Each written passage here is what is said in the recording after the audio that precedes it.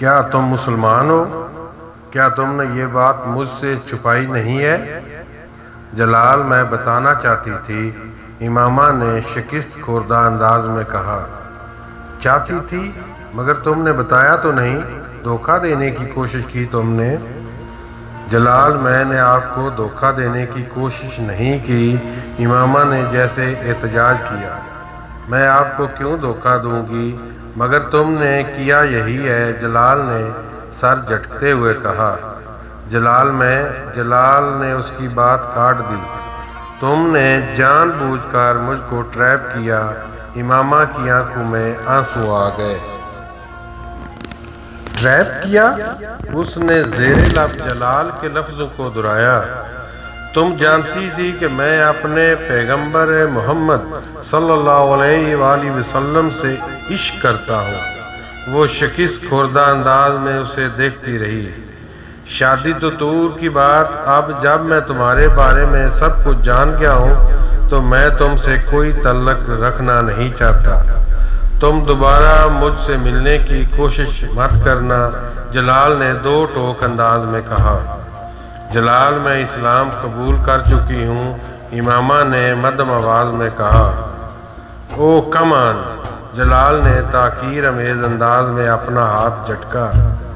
یہاں کھڑے کھڑے تم نے میرے لیے اسلام قبول کر لیا؟ اس بار وہ مذاق اڑانے والے انداز میں ہنسا۔ جلال میں آپ کے لیے مسلم نہیں ہوئی ہوں، آپ میرے لیے ایک ذریعہ ضرور بنے ہیں۔ مجھے کئی ماہ ہو گئے اسلام قبول کیے ہوئے، اور اگر آپ کو میری بات کا یقین نہیں تو میں آپ کو ثبوت دے سکتی ہوں، آپ میرے ساتھ چلیں۔ اس بار جلال کچھ الجھے ہوئے انداز میں اسے دیکھنے لگا۔ میں مانتی ہوں کہ میں نے آپ کی طرف پیش قدمی خود کی۔ آپ کے بقول میں نے آپ کو ٹریپ کیا، میں نے ٹریپ نہیں کیا، میں صرف بے بس تھی۔ آپ کے معاملے میں مجھے خود پر قابو نہیں رہا تھا۔ آپ کی آواز کی وجہ سے، آپ جانتے ہیں، میں نے آپ کو بتایا تھا، میں نے پہلی بار آپ کو نعت پڑھتے سنا تو میں نے محسوس کیا تھا آپ کو اگر میرے بارے میں پہلے ہی سب کچھ پتہ چل جاتا تو آپ میرے ساتھ یہی سلوک کرتے جو اب کر رہے ہیں۔ مجھے صرف اس بات کا اندیشہ تھا جس کی وجہ سے میں نے آپ سے بہت کچھ چھپائے رکھا۔ بعض باتوں میں انسان کو اپنے اوپر اختیار نہیں ہوتا، مجھے بھی آپ کے معاملے میں خود پر اختیار نہیں تھا۔ اس نے رنجیدگی سے کہا، تمہارے گھر والوں کو اس بات کا پتہ ہے؟ نہیں، میں انہیں نہیں بتا سکتی۔ میری منگنی ہو چکی ہے، میں نے آپ کو اس بارے میں بھی نہیں بتایا۔ وہ ایک لمحہ کے لیے رکی۔ مگر میں وہاں شادی نہیں کرنا چاہتی، میں آپ سے شادی کرنا چاہتی ہوں۔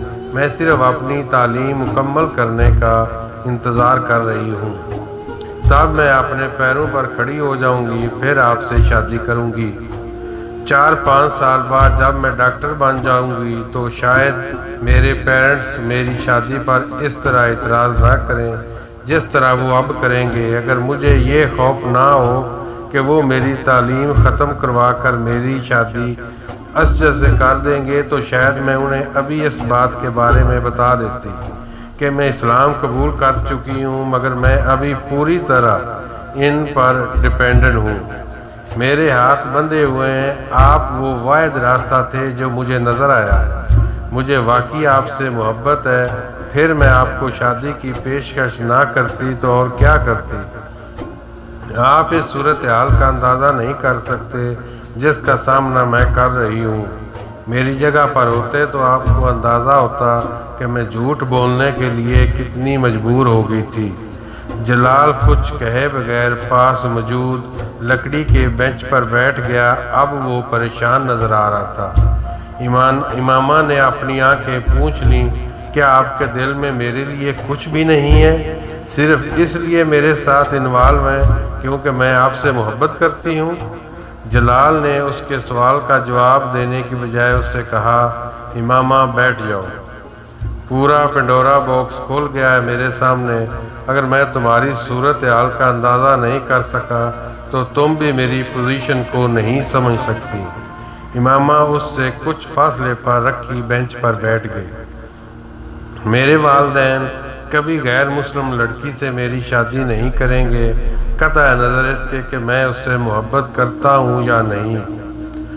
جلال، میں غیر مسلم نہیں ہوں، تم اب نہیں ہو مگر پہلے تو تھی، اور پھر تمہارا خاندان۔ میں ان دونوں چیزوں کے بارے میں کچھ نہیں کر سکتی، امامہ نے بے بسی سے کہا۔ جلال نے جواب میں کچھ نہیں کہا۔ کچھ دیر وہ دونوں خاموش رہے۔ کیا آپ اپنے پیرنٹس کی مرضی کے بغیر مجھ سے شادی نہیں کر سکتے؟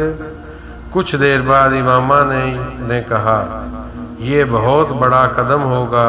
جلال نے نفی میں سر ہلاتے ہوئے کہا، اور بالفرض میں یہ کام کرنے کا سوچ لوں تو بھی نہیں ہو سکتا۔ تمہاری طرح میں بھی اپنے پیرنٹس پر ڈیپینڈنٹ ہوں۔ جلال نے اپنی مجبوری بتائی۔ مگر آپ کے پاس آپ ایک ہاؤس جاب کر رہے ہیں اور چند سالوں میں اسپیشلسٹ ہو جائیں گے، امامہ نے کہا۔ میں ہاؤس جاب کے بارے میں اسپائریشن کے لیے باہر جانا چاہتا ہوں، اور یہ میرے پیرنٹس کی مالی مدد کے بغیر نہیں ہو سکتا۔ اسپیلیشن کے بعد ہی واپس آ کر میں اپنی پریکٹس اسٹیبلش کر سکتا ہوں، اور 3-4 سال اپنی اسٹڈی ختم کرنے بھی لگ جائیں گے، جلال نے اسے یاد دلایا۔ پھر امامہ نے اسے مایوسی سے دیکھا۔ پھر یہ کہ مجھے سوچنے کا وقت دو، شاید میں کوئی رستہ نکال سکوں۔ میں تمہیں چھوڑنا نہیں چاہتا، مگر میں اپنا کیریئر بھی خراب نہیں کر سکتا۔ میرا پرابلم صرف یہ ہے کہ میرے پاس کچھ بھی نہیں، جو کچھ ہے ماں باپ کا، اور وہ اپنی ساری جمع پونجی مجھ پر خرچ کر رہے ہیں، یہ سوچ کر میں کل کو ان کے لیے کچھ کروں گا۔ وہ بات کرتے کرتے رکا۔ کیا ایسا نہیں ہو سکتا کہ تمہارے والدین اپنی مرضی سے تمہاری شادی مجھ سے کر دیں؟ اس صورت میں کم از کم میرے والدین کو تو یہ اعتراض تو نہیں ہوگا کہ تم اپنے والدین کی مرضی کے خلاف انہیں بتائے بغیر مجھ سے شادی کی ہے۔ وہ جلال کا چہرہ دیکھنے لگی۔ میں نہیں جانتی ایسا ہو سکتا ہے یا نہیں، میں کچھ بھی نہیں کہہ سکتی۔ وہ میری بات مانیں گے یا نہیں؟ امامہ کچھ مایوسی کے عالم میں بات ادھوری چھوڑ دی۔ جلال بات مکمل ہونے کا انتظار کرتا رہا۔ میری فیملی میں آج تک کسی لڑکی نے اپنی مرضی سے باہر کسی لڑکے سے شادی نہیں کی، اس لیے میں یہ نہیں بتا سکتی کہ ان کا رد عمل کیا ہوگا، مگر یہ ضرور بتا سکتی ہوں کہ ان کا رد عمل بہت برا ہوگا۔ وہ مجھ سے بہت محبت کرتے ہیں، لیکن مجھے یہ اجازت نہیں دے سکتے کہ میں اتنا بڑا قدم اٹھاؤں۔ آپ کو اندازہ ہونا چاہیے کہ میرے بابا کو کتنی شرمندگی اور بے عزتی کا سامنا کرنا پڑے گا صرف میرے لیے، تو وہ سب کچھ نہیں بدل دیں گے۔ اگر مجھے اپنی فیملی سے مدد کی توقع ہوتی تو میں گھر سے باہر سہاروں کی تلاش میں نہ ہوتی، نہ ہی آپ سے اس طرح مدد مانگ رہی ہوتی۔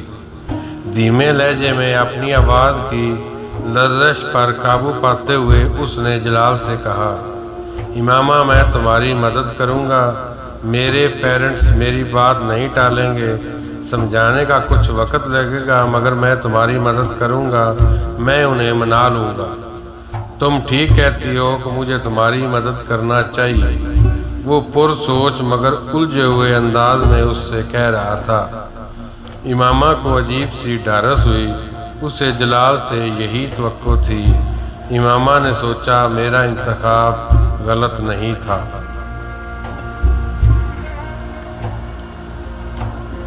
یہ احمقانہ تجویز اسجد کے علاوہ کسی دوسرے کی ہو ہی نہیں سکتی۔ اسے احساس نہیں کہ میں ابھی پڑھ رہی ہوں، امامہ نے اپنی بھابھی سے کہا۔ نہیں، اسجد نے یا اس کے گھر والوں نے ایسا کوئی مطالبہ نہیں کیا، بابا خود تمہاری شادی کرنا چاہ رہے ہیں، امامہ کی بھابھی نے لسانیت سے جواب دیا۔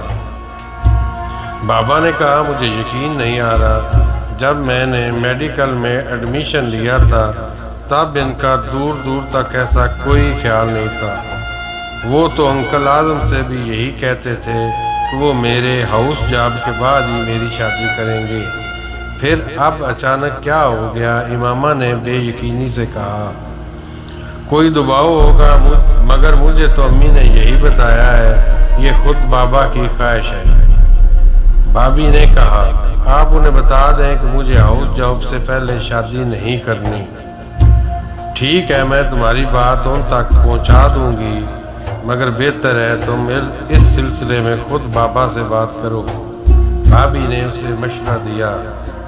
بھابھی کے کمرے سے جانے کے بعد وہ کچھ پریشانی سے وہیں بیٹھی رہی۔ یہ اطلاع اتنی اچانک اور غیر متوقع تھی کہ اس کے پیروں کے نیچے مہارتن نہیں، حقیقتاً زمین نکل گئی۔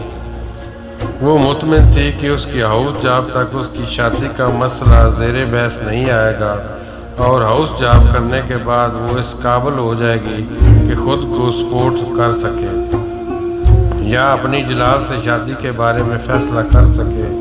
تب جلال بھی اپنی ہاؤس جاب مکمل کر کے سیٹ ہو جاتا اور ان دونوں کے لیے کسی قسم کا کوئی مسئلہ کھڑا نہیں ہوتا۔ مگر اب اچانک اس کے گھر والوں اس کی شادی کی بات کر رہے تھے۔ آخر کیوں نہیں؟ اسجد اور اس کے گھر والوں نے مجھ سے اس طرح کوئی مطالبہ نہیں کیا، میں نے خود ان سے بات کی ہے۔ اس رات ہاشم مبین کے کمرے میں موجود تھی۔ اس کے استفسار پر ہاشم مبین نے بڑے اطمینان کے ساتھ جواب دیا۔ بات بھی کر لیے بابا، آپ مجھ سے پوچھے بغیر کس طرح میری شادی ارینج کر سکتے ہیں؟ امامہ نے بے یقینی سے پوچھا۔ ہاشم مبین کچھ سنجیدگی سے اسے دیکھا۔ یہ نسبت تمہاری مرضی سے ہی طے ہوئی تھی، تم سے پوچھا گیا تھا۔ انہوں نے جیسے اسے یاد دہانی کرائی۔ منگنی کی بات اور تھی، شادی کی بات اور ہے۔ آپ نے مجھ سے کہا تھا کہ ہاؤس جاب سے پہلے آپ میری شادی نہیں کریں گے۔ امامہ نے انہیں ان کا وعدہ یاد دلایا۔ تمہیں اس شادی پر اعتراض کیوں ہے؟ کیا تم اسجد کو پسند نہیں کرتی؟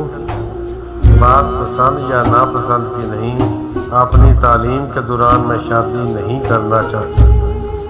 آپ اچھی طرح جانتے ہیں کہ میں آئی اسپیشلسٹ بننا چاہتی ہوں۔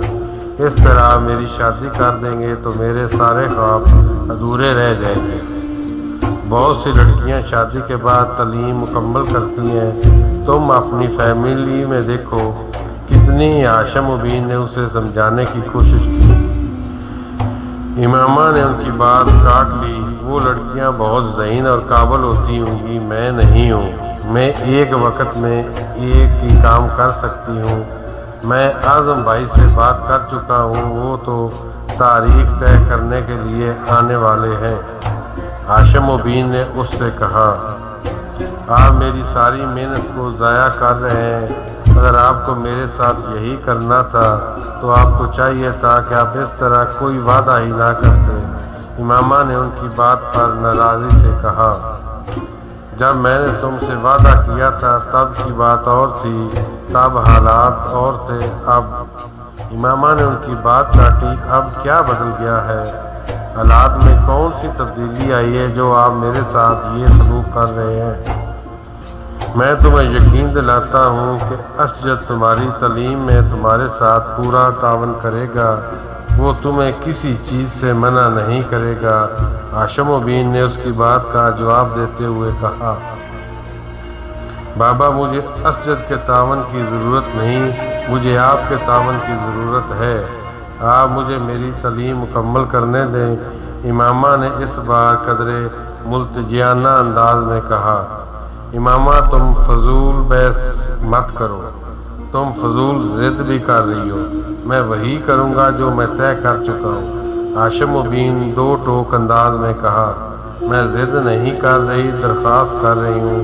پلیز بابا، میں ابھی اسجد سے شادی کرنا نہیں چاہتی۔ اس نے ایک بار پھر اسی لہجے میں کہا، تمہاری نسبت کو 4 سال ہونے والے ہیں، یہ ایک بہت لمبا عرصہ ہوتا ہے۔ اگر انہوں نے خود کچھ عرصے کے بعد کسی نہ کسی وجہ سے منگنی توڑ دی تو کوئی بات نہیں، کوئی قیامت نہیں آئے گی۔ وہ منگنی توڑنا چاہے تو توڑ دیں، بلکہ ابھی توڑ دیں۔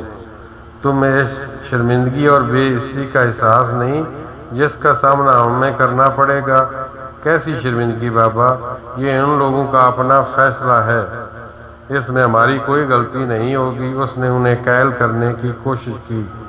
تمہارا دماغ خراب ہو گیا ہے یا پھر تم عقل سے پیدل ہو؟